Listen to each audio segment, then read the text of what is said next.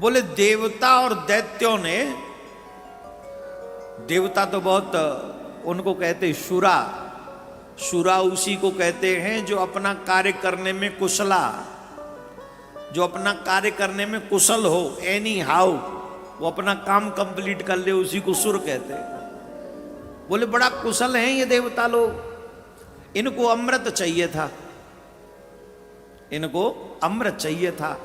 तो अकेलों में तो दम नहीं था, दैत्यों में ज्यादा बल था। तो उन्होंने क्या किया, राजा बलि को मिलाकर बहला फुसलाकर बोले हम मिलके समुद्र मंथन करेंगे और जो रत्न निकलेंगे वो 50-50 बांट लेंगे, अमृत हम सब पिएंगे, अमृत हम सब पिएंगे, पर समुद्र मंथन के बिना ये संभव नहीं है। बोल चलो। तो ये सब इकट्ठे हो गए, समुद्र मंथन प्रारंभ हो गया।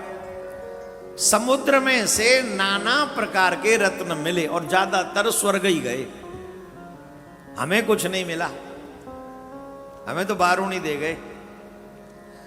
अच्छा ये जो राहु बैठा है, जब अमृत निकला, तो अमृत जब निकला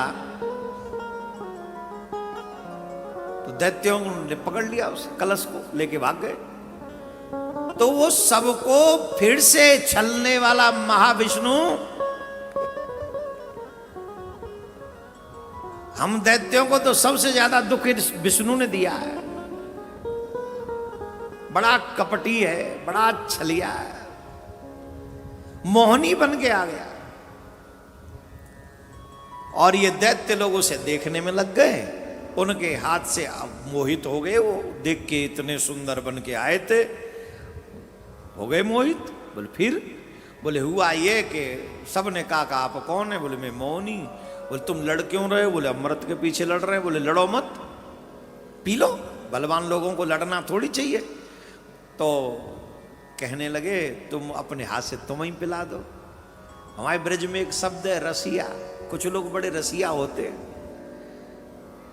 बड़ी मीठी मीठी बातों में बड़ी मीठी मीठी जल्दी घूम जाते हैं। उनने कही लड़ना नहीं चाहिए, तो दो चार वहां वैसे ही होंगे, उनने कही तुम ही पिवाए दे पे हाथन दे। भगवान को विश्वास और मजबूत करना था। भगवान ने एक बहुत बड़ी गजब की बात कह दी उन्हीं के मुंह पे, अरे तुम जानते नहीं हो सुंदर स्त्रियों पे कभी भरोसा नहीं करना चाहिए, जो स्त्री सुंदर हो उस पर कभी भरोसा नहीं करना चाहिए। तो और मोहित हो गए और प्रभावित, देखो बड़ी शास्त्र सम्मत बात कर रही हैं, आप पे भरोसा नहीं करेंगे तो किस पे करेंगे, अब तो आप ही पिलाओ। भगवान तुझे ही काजे आए, ने कद साड़ी वाड़ी झटकी, ने कद बार बार मटकाए, और इतने में ही तो महाराज उनको सुपड़ा साहब लाइन में बैठ गए, बोले आप ही पिलाओ। बैठ गए। भगवान ने कहा एक लाइन में बैठ जा, बोले बैठ गए महाराज। दूसरी में बोले देवता तुम बैठ जा, बोले वो भी बैठ गए महाराज। अब सुनो, भगवान ने लिया अमृत किसके हाथ से? दैत्यों के हाथ से, और पिलाना किधर से शुरू किया? देवताओं की तरफ से। देवताओं ने पूछा ये क्या है, व्हाट इज दिस? हमने तुम्हें कलश दिया अमृत का और तुम उधर से शुरू क्यों कर रहे हो? अरे वो तुम जानते नहीं हो, ऊपर पतला पतला है, नीचे गाढ़ा गाढ़ा है, पहले इन देवताओं को सिलटा दूं फिर तुम्हें पिलाऊंगी। बोले हाँ ये बहुत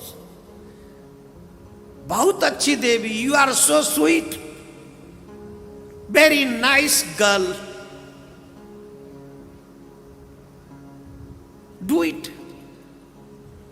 मौनी जी बोली चिंता मत कर, पूरा ही डू इट करूंगी, तो ट्वीट कर मिला के ना छोड़ू फिर बाद में है?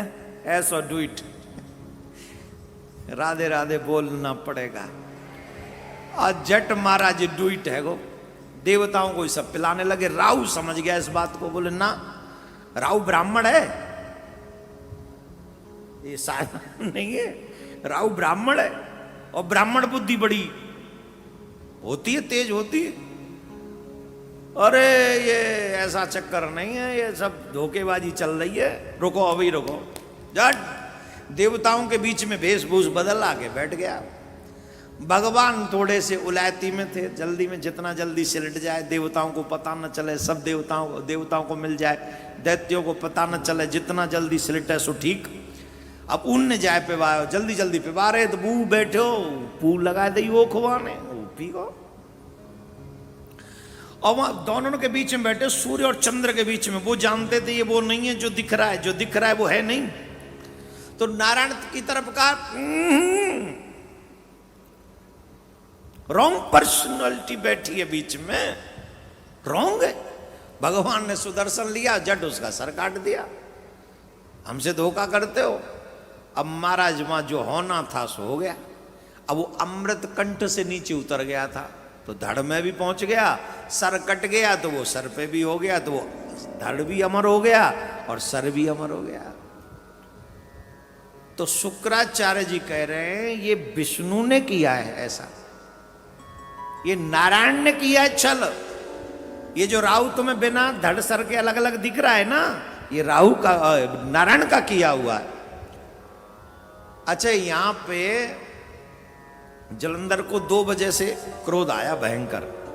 पहली वजह तो ये कि राहु का सर नारायण ने छल से काटा, ठीक। दूसरी वजह यह कि इन देवताओं ने स्वार्थ के कारण मेरे पिता का मंथन किया, समुद्र